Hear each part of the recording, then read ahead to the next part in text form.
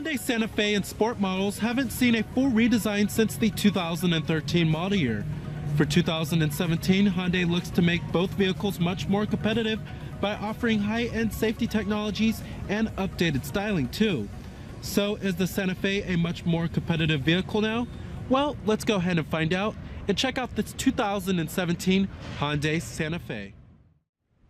Now, our trim of the Santa Fe we have here is the base SE trim level, and it comes pretty well equipped. We do have these 18-inch alloy wheels, which are new wheels for 2017. You also do have these new headlights, LED daytime running lights, and a new front grille. The look is certainly much more chiseled, and it takes new styling cues from Hyundai's own Elantra, as well as Hyundai's new Tucson. Now here goes the key fob design for the vehicle. It's a pretty nice looking key fob, pretty high quality looking. You do have a switchblade key, and then you have your lock, unlock, to release your trunk, and then your panic button. Now there's essentially two variants of the Santa Fe that you can get. You can get the 7-passenger variant, which is just called the Santa Fe, and then there's a 5-passenger variant called the Santa Fe Sport. Now this color is known as the Java Espresso. You do have chrome exterior door handles too. And it comes with a full-on beige cloth interior. Power driver's seat with power recline and power lumbar.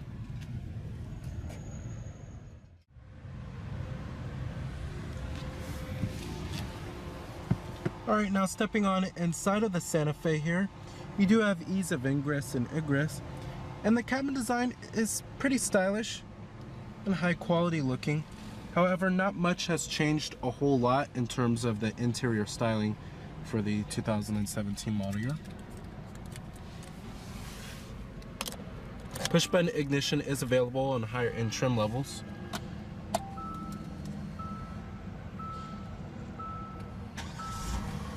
And what you're hearing there is a carryover 3.3 liter V6.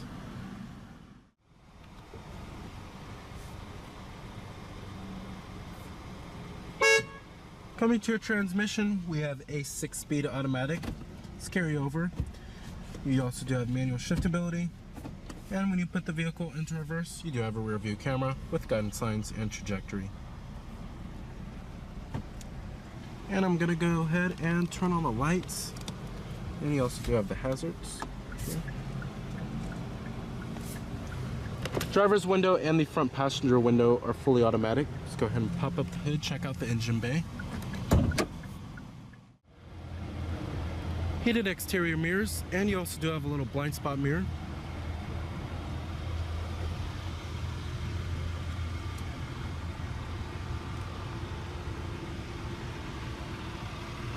Coming up front, you have halogen projector beam headlights with LED accenting lights and LED daytime running lights.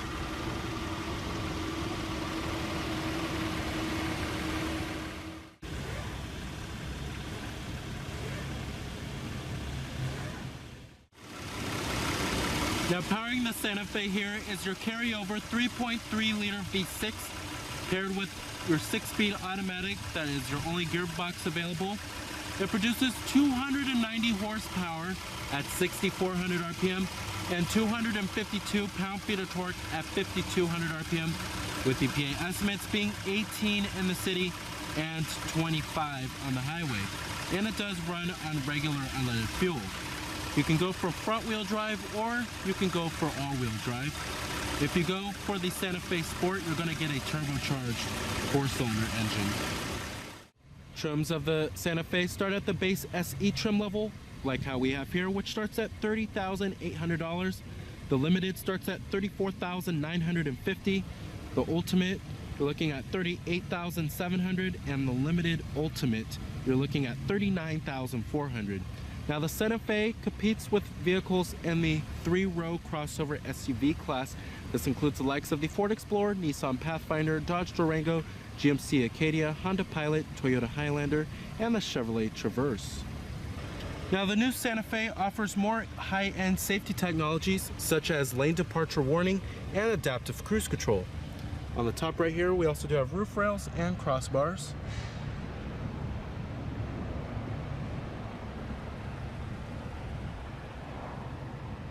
Coming up To the rear of the vehicle, we have revised tail lights. And you also do have a rear window wiper with a rear window defroster and an LED third brake light, as well as a shark fin antenna for a much more modern appearance. And on the bottom, we also do have dual exhaust tips.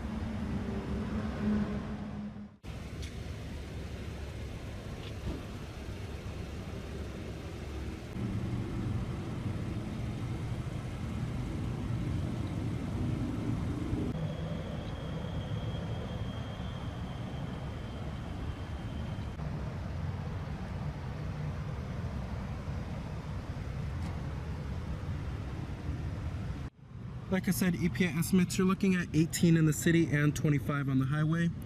Total vehicle price for our particular model is $32,370. All of your basic power necessities, power windows, power door locks, and your power mirrors. Nice soft touch armrests with premium stitching.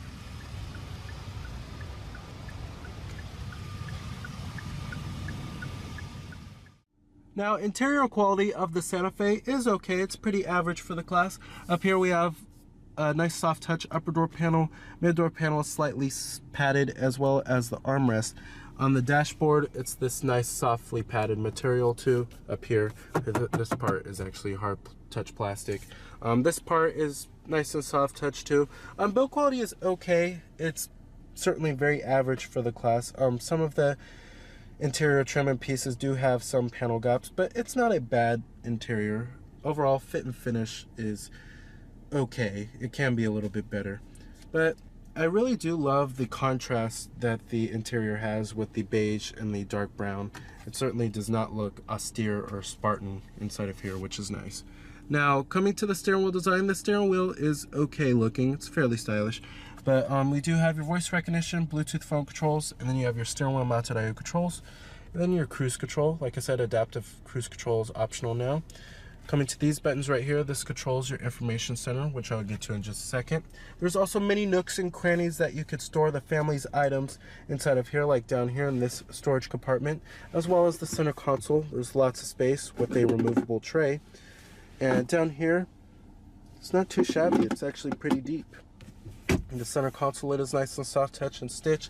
And then you also do have this little storage compartment up here. So many spaces to store the family's items. Down here we also do have two 12-volt power outlets, as you can see.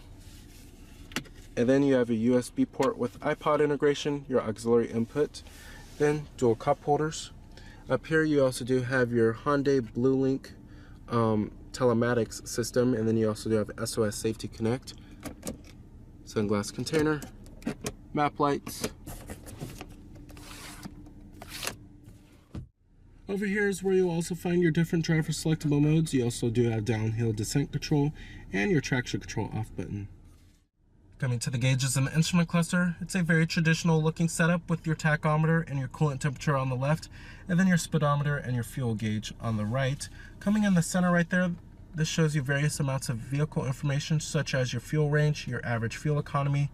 It also shows you what radio station is playing and what audio source is playing. And then you have your tire pressure monitoring system, of course, your service intervals. And then your user settings that you could change from the door, the lights, the sound, convenience, and other features too. And it's pretty easy to operate this information center by just these buttons on the steering wheel right here. Now, coming over here, we also do have your different driver selectable modes. Your different driver modes include the Eco mode, your Sport mode, and then your normal everyday mode. Now, the Eco mode is certainly the most fuel efficient driver mode, and then your Sport mode it doesn't change a whole lot in the way the vehicle handles or the throttle response. I really didn't notice a huge difference between the two driver modes. And then you have your downhill descent control right here, and then your traction control off button. Coming to the climate controls, very simple and clean looking layout here with pretty big knobs and buttons here. Now you do have dual zone automatic climate control, which is nice. Then you have your fan speeds in the middle right here, and then your different zones, and it shows you up here what zone you're in as well as what your temperature is too. And then right here you have your front window defroster, rear window defroster, and then you have your recycling mode too. Pretty easy to operate.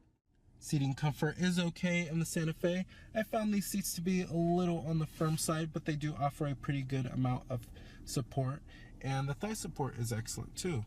Visibility in the Santa Fe is okay. There's a decent amount of side glass area on the front windows. When you get to the windshield, it's okay. When you get to rearward visibility, it's kind of hard to see out of this car, but at least most trims will come with a rear view camera. All right, now coming to the head unit and the multimedia interface and the infotainment system, we've seen this on the new 2017 Elantra, and I love this system because it's very intuitive, user-friendly, and responsive. Now, coming to your different audio sources, we do have AM, FM, Sirius XM satellite radio with iTunes tagging and HD radio too. Your other media sources do include Bluetooth, streaming audio, your auxiliary input, a CD player with your optical disc drive, and then you also do have your USB port with iPod integration. Now, coming to apps right here, your apps include Pandora, Android Auto, Quick Guide, your climate, Sirius XM data, your SoundHound, and then voice commands too.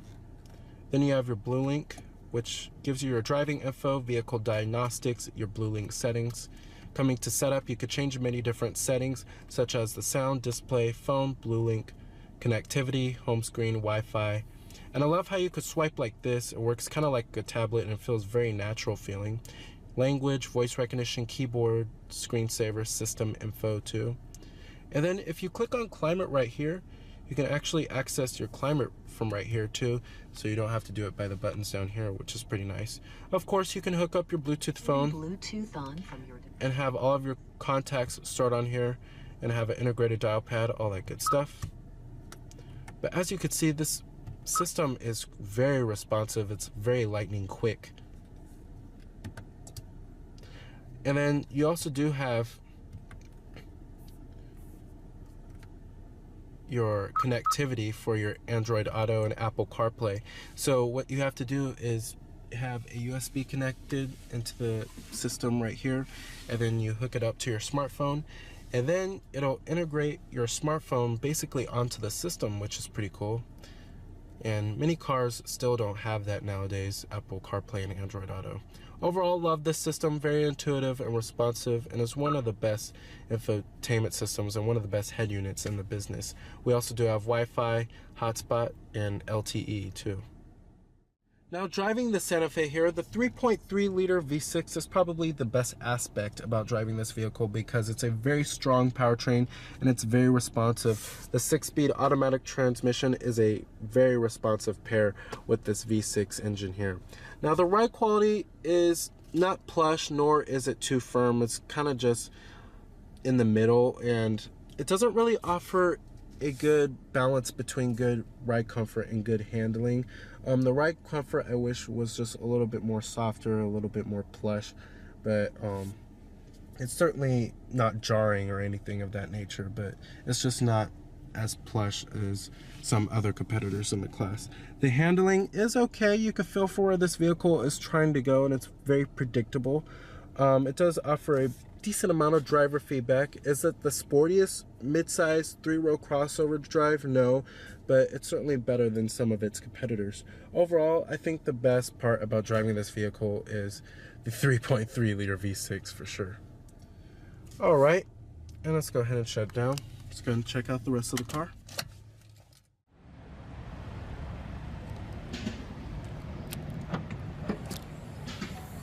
Now, one key area where the Santa Fe falls short compared to some of its competitors is its cargo space. Many of its competitors do offer more cargo space, like the GMC Acadia and Chevrolet Traverse. However, those are much larger vehicles than the Santa Fe. But the rear seats do fold down to maximize cargo space, of course. A power liftgate is also optional.